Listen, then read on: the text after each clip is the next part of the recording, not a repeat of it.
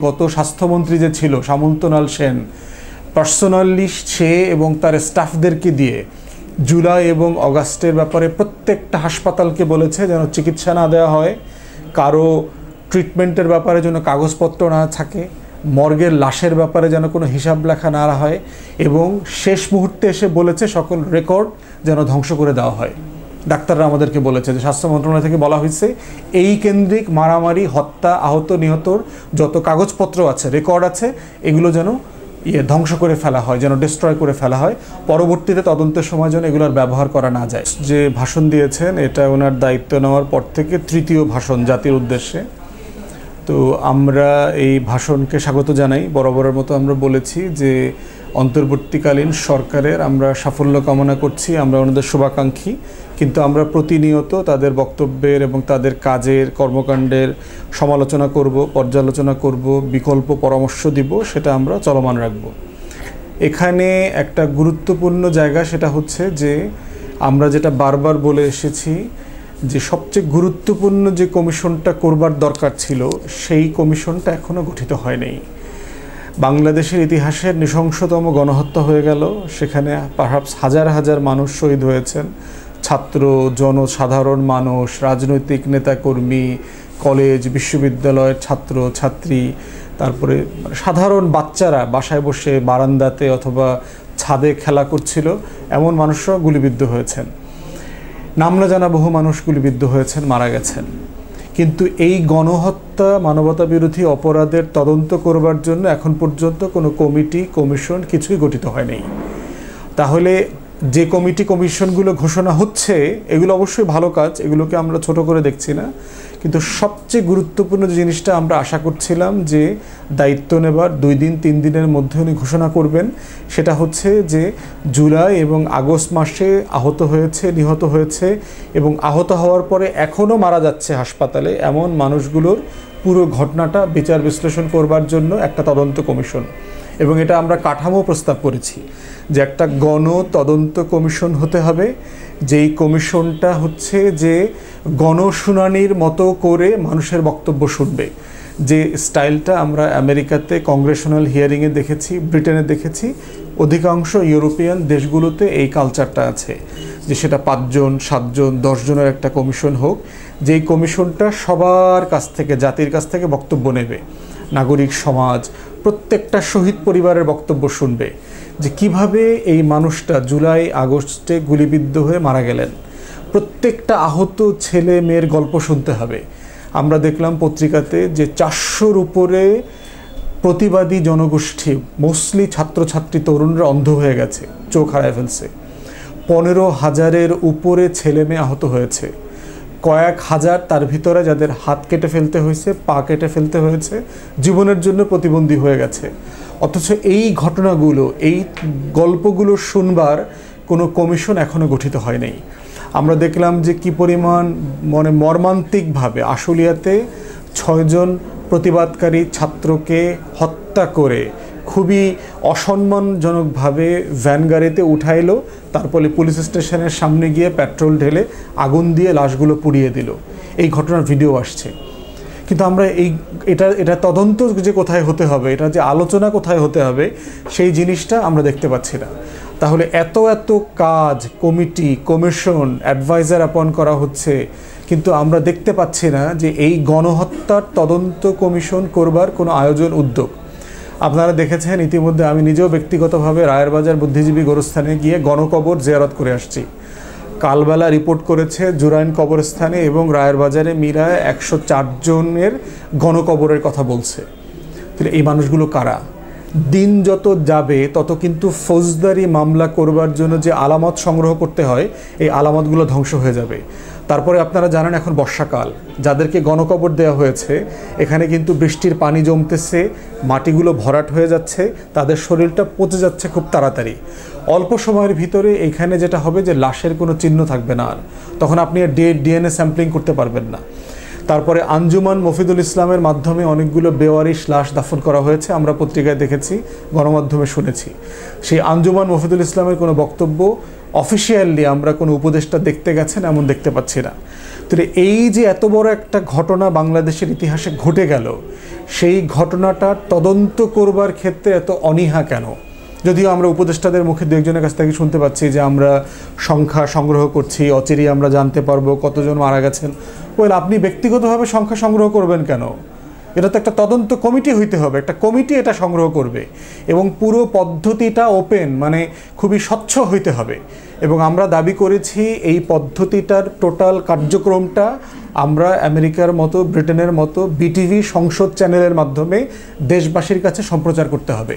কারণ দেশবাসীকে জানতে হবে যে যাত্রাবাড়িতে হাসিনা পালিয়ে যাবার পরেও কিভাবে গুলি করে কয়েক ডজন মানুষকে মেরে ফেলা হয়েছে, কিভাবে রামপুরা বাড্ডায় 5 তারিখে 6 তারিখে পুলিশ গুলি করে মানুষ মেরেছে, মিরপুরে, সাভারে, আশুলিয়াতে, উত্তরাতে, এই যে বিভিন্ন জায়গাতে গণহত্যাগুলো হয়েছে, সেগুলোর গল্প তো মানুষকে জানতে হবে। প্রত্যেকটা পরিবার আপনারা দেখেছেন যে স্ত্রীর গহনা বিক্রি করে চিকিৎসার ব্যয় বহন করছে, খেতে পারছে না, ভাত খাবে, তরকারি কিনবে না, মানে জীবনযাপন করবে, সুস্থভাবে বেঁচে থাকবে।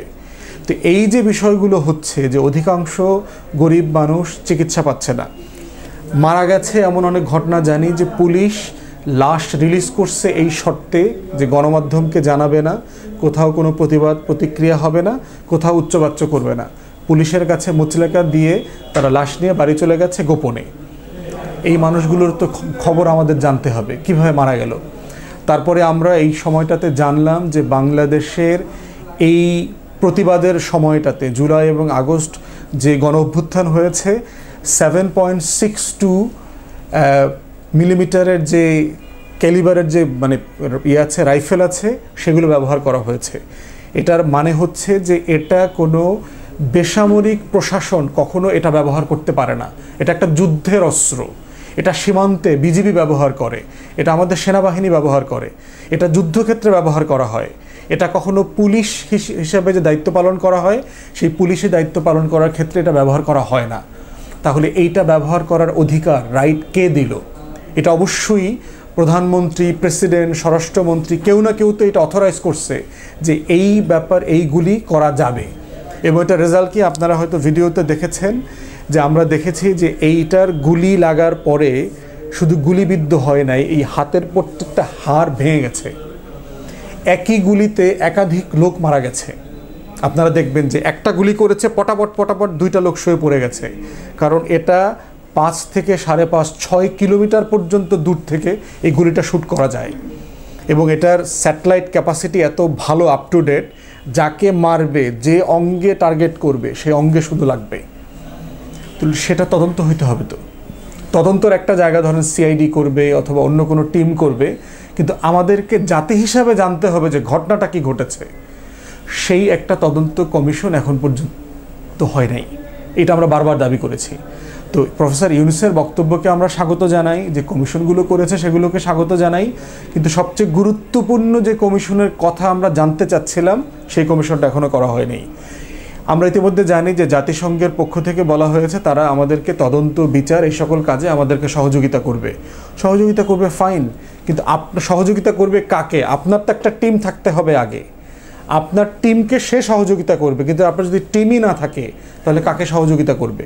আপনারা বলছেন তাদেরকে, আহত নিহতদের পরিবারকে পুনর্বাসন করবেন, চিকিৎসা দিবেন। কিসের ভিত্তি দিবেন? আপনি তো জানেনই না এখনও কতজন মারা গেছে। আমরা কি এখনও জানি? 760 জন প্রথম আলো বলেছে, 819 জনের তালিকা আমার কাছে আছে। 1000 বোন, 1200 লোক, 1400 লোক, 1700 লোক, কত তালিকা আমরা দেখতে পাচ্ছি ফেসবুকে, অনলাইনে। তাহলে এটা খুঁজে বের করাটা খুবই জরুরি, জনগুরুত্বপূর্ণ কাজ এবং সর্বপ্রথম সবচেয়ে গুরুত্বপূর্ণ কাজ, যেই কাজটা অফিসিয়ালি এখনও শুরু হয় নাই। অতএব আমরা ওনার বক্তব্যে এটা আশা করেছিলাম এবং এটা এখনও লেট হয় নাই। খুব দ্রুত আপনারা করেন এবং আমরা আশা করব আপনারা উপদেষ্টারা গণকবর জিয়ারত করতে যাবেন, রায়ের বাজার বুদ্ধিজীবী গোরস্থানে যাবেন, জুরাইনে যাবেন, আঞ্জুমান মফিদুল ইসলামের সাথে আপনারা মিটিং করছেন না কেন? কি হয়েছে যারা জানবে। ঢাকা মেট্রোপলিটন পুলিশের ক্রিমিনাল একটা টিম আছে যারা লাশের ময়না তদন্ত করেন, রিপোর্ট করেন। সেই টিমের ডাক্তারদের সাথে আপনারা বসেন, কি হয়েছে। ঢাকা মেডিকেল কলেজের হাসপাতাল থেকে শুরু করে প্রত্যেকটা হাসপাতালের সাথে বসেন, কি হয়েছে সেদিনকে জানার চেষ্টা করেন। আমরা জেনেছি যে গত স্বাস্থ্যমন্ত্রী যে ছিল সামন্তলাল সেন, পার্সোনালি সে এবং তার স্টাফদেরকে দিয়ে জুলাই এবং অগাস্টের ব্যাপারে প্রত্যেকটা হাসপাতালকে বলেছে যেন চিকিৎসা না দেওয়া হয়, কারো ট্রিটমেন্টের ব্যাপারে যেন কাগজপত্র না থাকে, মর্গের লাশের ব্যাপারে যেন কোনো হিসাব লেখা না হয়, এবং শেষ মুহূর্তে এসে বলেছে সকল রেকর্ড যেন ধ্বংস করে দেওয়া হয়।